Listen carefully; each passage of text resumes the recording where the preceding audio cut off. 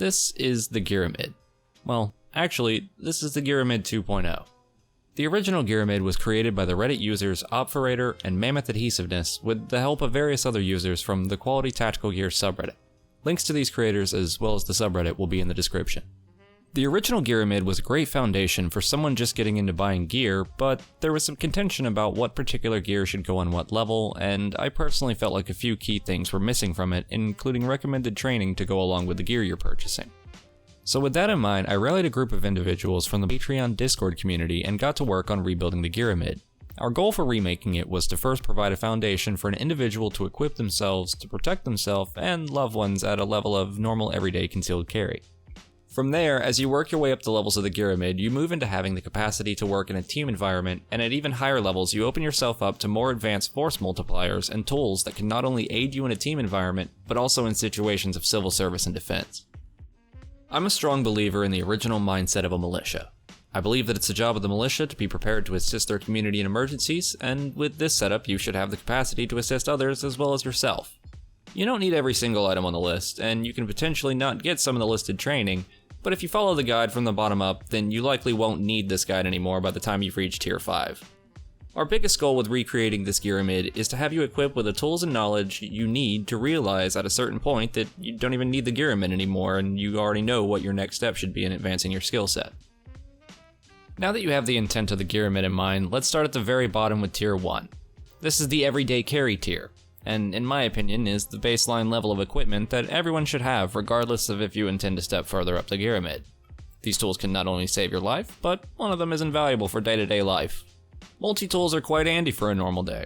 You never know when you may need a screwdriver, a knife to open a package, or just a nail file for personal hygiene and appearance. The Leatherman Wave is one of the best multi-tools out there, and I personally carry a rather cheap Ozark Trail one that I likely scooped up at Walmart. I've had it for probably 5 years, and it's held up for what I've needed it for. Tier 1 also includes a handgun with magazines and a weapon-mounted light, as well as an inside-the-waistband holster. One of the 4 rules of firearms is, be sure of your target and what is behind it, which is a fancy way of saying, make sure you know what you're shooting. That's hard to do in the dark without a strong white light, and this is why a weapon-mounted light is recommended here. Even without a costly weapon-mounted red dot, you can verify a threat and handle it with a good white light and a solid set of tritium fiber optic night sights. Moving on, we have an individual first aid kit with tourniquet. We here at Goon Raccoons believe that if you're going to carry a tool for putting holes in things, then you should also carry the tools and knowledge to plug holes in things, primarily people. That being said, if you don't know what you're doing with the gear, then it's not much use to you. That's why with each tier of the Gearamid, we've included recommended training courses to pair with the equipment you're purchasing. Having the gear is important. Knowing how to use it is just as much, if not more important. For Tier 1, we've included a Pistol 1 course, which should be a solid foundation for anyone wanting to learn how to use a handgun defensively. These courses are offered by a wide variety of instructors, and while I won't recommend anyone in particular, I do strongly encourage you to do your research on instructors before trusting them so you don't end up with some jackass like Voda Consulting. The Israelis started this way, with the gun pointed this way. The measures were here. Here. We might go more into them later in another video, but for now we're going to move on. Stop the Bleed, in my opinion, is an essential class for anyone who wants to be able to potentially save a life. This class will not only teach you how to properly apply a tourniquet, which can prevent the loss of a limb in the event of major bleeding, but also how to properly pack a wound using the appropriate dressings from an IFAK. The last class we have for Tier 1 is a defensive driving course. While gunfighting may seem cool, it's costly for all parties involved, be that life, lawyer expense, or prison time. It's generally best to just avoid the fight altogether if possible, especially if you have friends or family in the equation. Defensive driving will give you some very useful knowledge for outright avoiding the confrontation in the first place. If you can drive away, do it. Don't stay and fight. Getting away from the threat if possible should be your primary objective, and if that's not an option, then you have other tools to escalate with. Tier 2. Movement and Sustainment. The entire goal of this tier is to expand your capabilities and mission range substantially. This is where we start to make considerations for handling multiple days without stopping back at home, base, or wherever we happen to call home. 1-day packs and 3-day packs are our top recommendation here. At this tier, you need storage and longevity, and these types of packs cater to those goals well. These packs can also house all of the rest of the tools in this tier. At this tier, you should already have an IFAK and the knowledge to use it, but busting open a vacuum-sealed IFAK and trying to use the bandages in it for minor cuts doesn't work too well. This is where a minor injury kit comes into play. Also known as boo-boo kits or ouch pouches, minor injury kits serve lower tier injuries very well. These kits typically include band-aids, antiseptic ointment, and various other small items for the most minor of injuries. Remember that infections are still a concern with injuries like this, so alcohol pads and other forms of sanitation are strongly recommended and likely included in a lot of prefab kits. At Tier 2, we also recommend you start buying additional tourniquets and store them separately around your body and equipment. It's great to have one TQ in your leg pocket until that TQ gets lost, or worse, the leg gets lost, which is exactly the point you'd be needing that TQ the most. 2 is 1, 1 is none. This is the golden rule of medical supplies. Continuing on, we have hydration carriers. This includes water bladders, camelbacks, canteens, and whatever else you can store potable water in. Do not store anything else in these hydration carriers. Some folks have run things like sweet tea through their camelback, and while that may be great the first run, you'll be regretting it when your water bladder is full of mold that you can't get to. At this point, you should also be considering that you may be out for 24 to 72 hours. You should have enough food and water to cover yourself in that time. There are plenty of companies that offer dried foods as well as survival food packs. Though I'd recommend you try to avoid the more survival and outdoors oriented companies unless you want to pay very high premiums for what's essentially trail mix that you could have made yourself with ingredients from Walmart and some safe storage containers. Protein and nutrients will be vital in these foods and should be treated as likely your only source of nutrition. Still keeping the 24 to 72 hour planning in mind, we also have rain and inclement weather gear. This is everything from a raincoat to cold weather gear depending on your location. This is one of those things that will absolutely have to shift based on your location and intended goal for your 3-day setup. For example, it's useless to have heavy winter gear in Southeast Texas or Louisiana, though rain gear will likely go a very long way for you depending on the season you're intending to work in. One of my personal additions to this list is a full tang fixed blade knife. Where the multi-tool can handle most things, sometimes there is no better tool than a very strong blade intended for hard use. Full tang means that the metal of the blade that goes into the grip goes 100% of the way through the grip. This greatly increases the strength of a blade over a folding knife or one with a very shallow tang. It allows you to be much rougher with it if needed, and it can hold up to chopping logs, cutting through animal bones, you name it, this knife can probably do it. There are many solid options out there for this. I'm a big fan of the SE4, but there are plenty of other options from companies that are just as reputable. Just make sure you get one that has a full tang and a fixed blade. Finally, for the equipment in Tier 2, we have a map and compass. Ideally, this would involve a few maps, including a detailed one of the particular area you intend to be working in. You can acquire these maps at a lot of places, but tourism-focused stores are ideal. In a lot of major cities, you can go to gas stations or Walmart to find very detailed street-level maps of your local area, though you may have to rely on forestry or other national park services depending on where you live to get good maps of wooded areas. That leads us pretty well into the training for this tier, which is primarily focused on learning how to survive out in the wild. If you're carrying a 1 to 3 day pack, then you're likely bugging out or simply working in an environment that doesn't provide very good man-built shelter. Wilderness First Aid is the first major expansion on the course listing for medical and will teach you valuable skills such as patient assessment, which happens to be another pyramid, and serves to represent the hierarchy of needs for a patient. This course typically also teaches the handling of sickness and infections in the wild, as well as basic emergency and disaster preparedness, and it's the true foundation for the rest of the medical-focused courses presented on the Gearamid. Map reading and land navigation are invaluable for when electricity is not an option and paper maps are all you have to fall back on.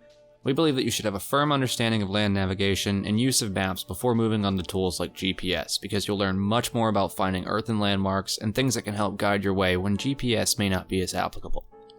A basic survival course also supplements the equipment purchase for this tier excellently because you'll learn the skills necessary to use everything you just bought to survive.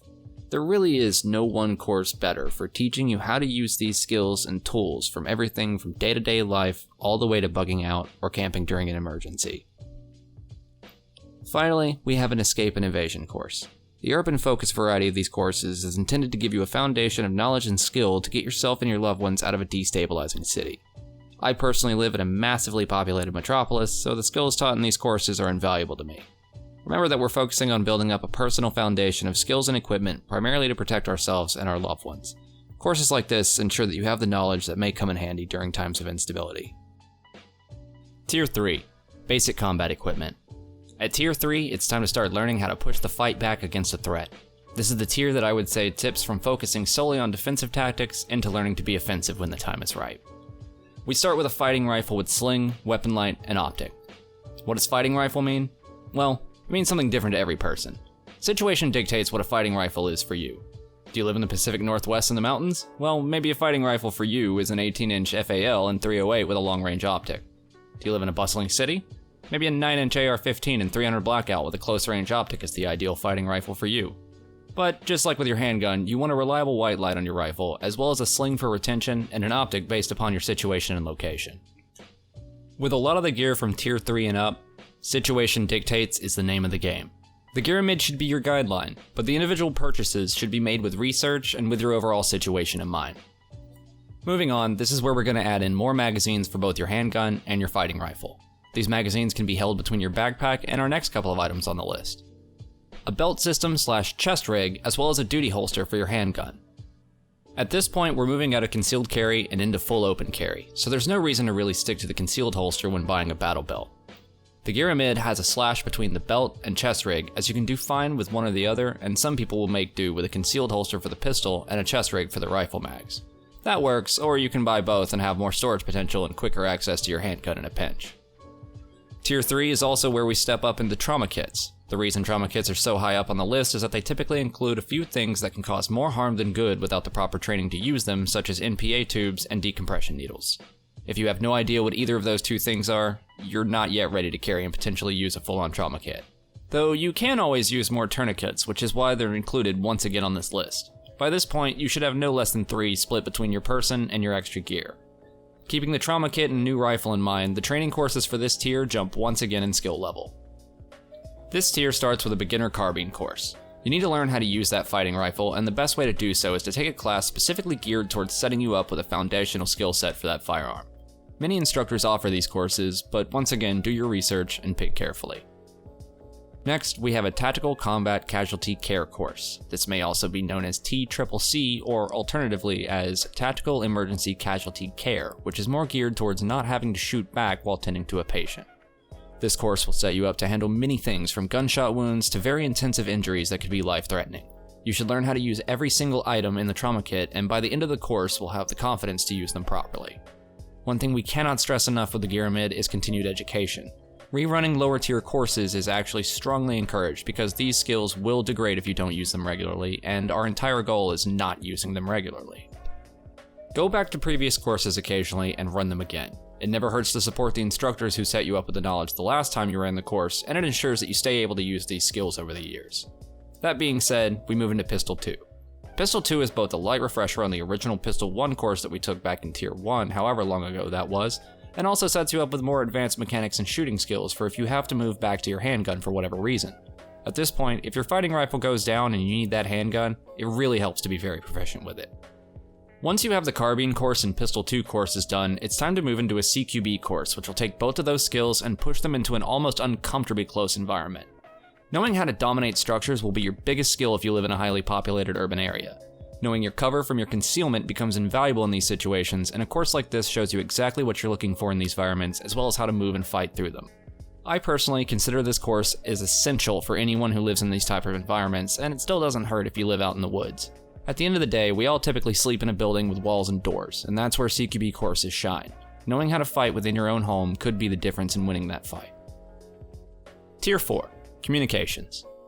This is where we start to expand our capabilities through electronic means. GPS devices, communication headsets with push-to-talk switches, and some VHF/UHF radio with a dual-band antenna will allow you to keep a solid chain of communication with the others you're working with.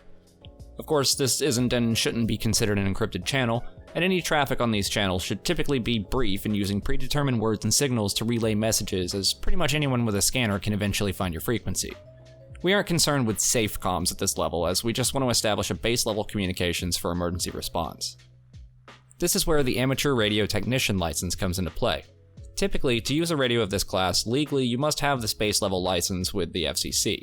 Radios like Baofangs are considered to be pirate radios due to not being type approved devices, so they absolutely require any level of ham operator's license to legally use.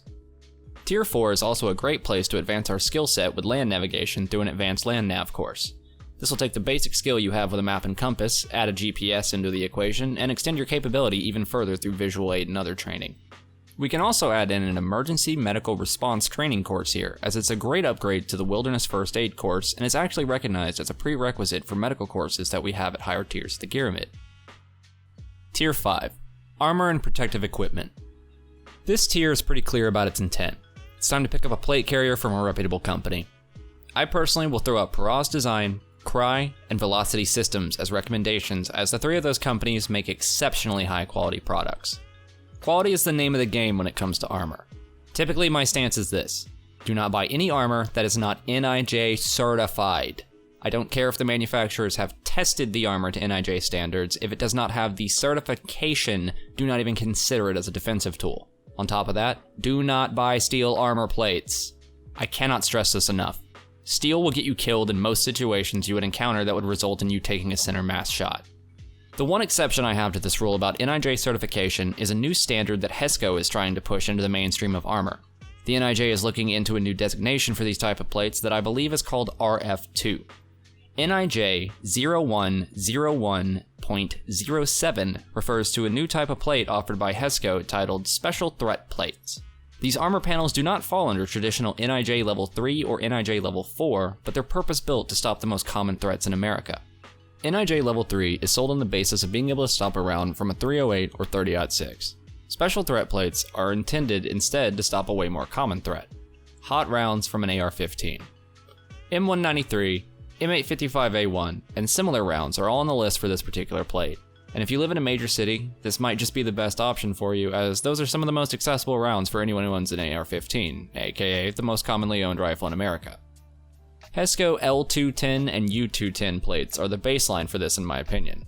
HESCO 4800s are an excellent, although costly upgrade for someone looking to cover most threats, but in my opinion, the L210 or U210 should serve most people pretty well. Be diligent about this information, as like any source on the internet, I come with my own inherent biases. Especially when it comes to something intended to keep you alive, you should be taking in your data from as many sources as possible and making decisions based on that data. I'm just here to give you a guideline. NIJ 3A soft armor can be used as an affordable way to stop handgun and shotgun rounds, except maybe slugs, and some even have insert slots for you to upgrade down the line to real plates. In my opinion, once you have real plates, you should put them in a plate carrier. But once again, situation dictates. I cannot stress that term enough. People on the internet love to get deep in the weeds about what ifs and all these idealistic versions of what could happen. Plan for your own personal situation and expected threats. Don't just take a list from some SOF door kicker and expect it to work out perfectly for you. It may be a good guideline, but it sure as hell isn't your personal setup. Continuing with equipment, this is the point where one should start looking into full-face respirators that use NIOSH-approved filters. Our goal here is not to survive a CBRN encounter. I hate to be the bearer of bad news, but if a chemical, biological, radiological, or nuclear attack or incident occurs, you're probably fucked no matter what level of mop suit or gas mask you have on. You can buy full-on CBRN filters if you want, but just understand that rabbit hole goes very deep, and you will need to purchase a mop suit, and, well, if you get shot, absolutely zero of the medical training you have will be applicable, because congratulations, you're now exposed to the CBRN threat that warranted the suit in the first place. Respirators are a thing I don't really have time to go into with this video, but we'll definitely cover in a later video. It's a deep rabbit hole, but like everything else on this list, you should be building up information from as many sources as possible. There are definitely people out there that know way more than I ever will about the different level of filters. For training at this level, we're moving into advanced rifle marksmanship. This is a nice jump in difficulty from the basic carbine course you took previously and will really teach you about getting that round exactly where you want it to be at distance. We've added in a vehicular CQB course here because at this point if defensive driving won't cut it and you have your gear, then you better know how to fight in and around that vehicle.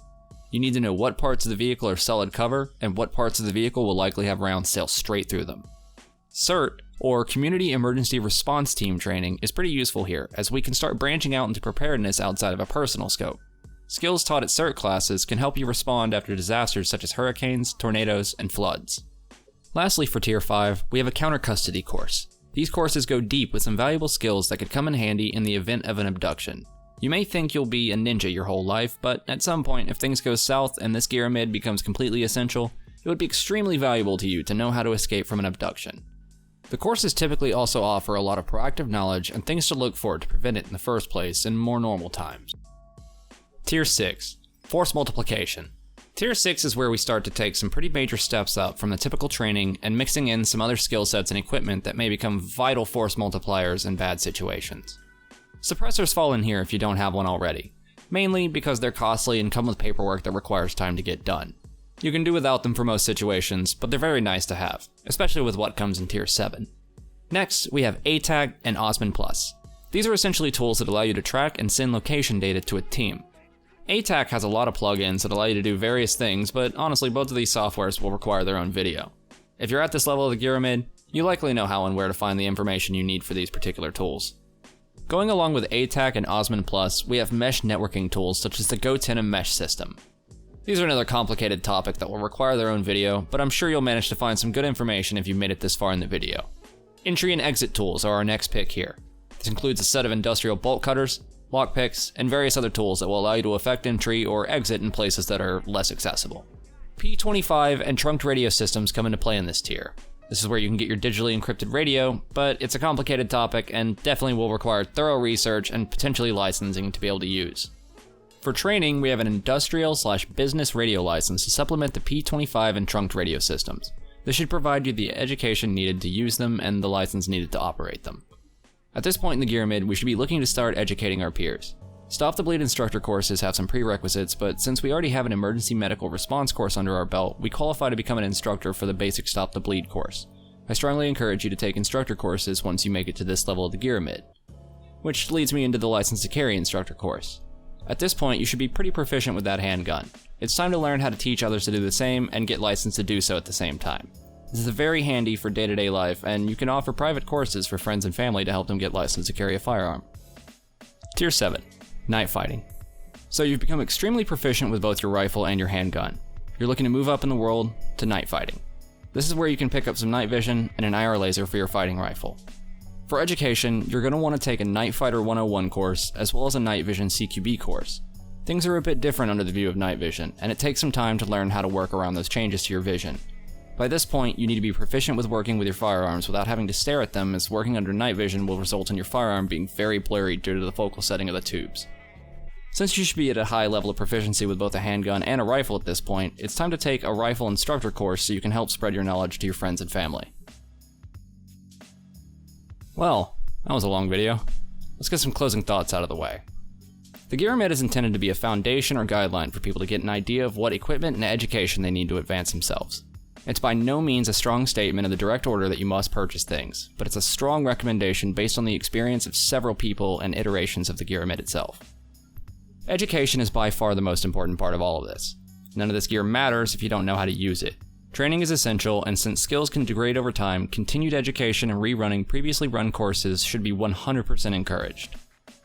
A big thank you to the original creators of the Gearamid, as well as the Quality Tactical Gear subreddit for encouraging people to buy good equipment and for producing the original Gearamid. I genuinely appreciate everyone who spends the time to watch my content. I should have some new stuff coming pretty soon, so be sure to subscribe and hit the like button so the YouTube algorithm sees that people enjoy my content. See you next time.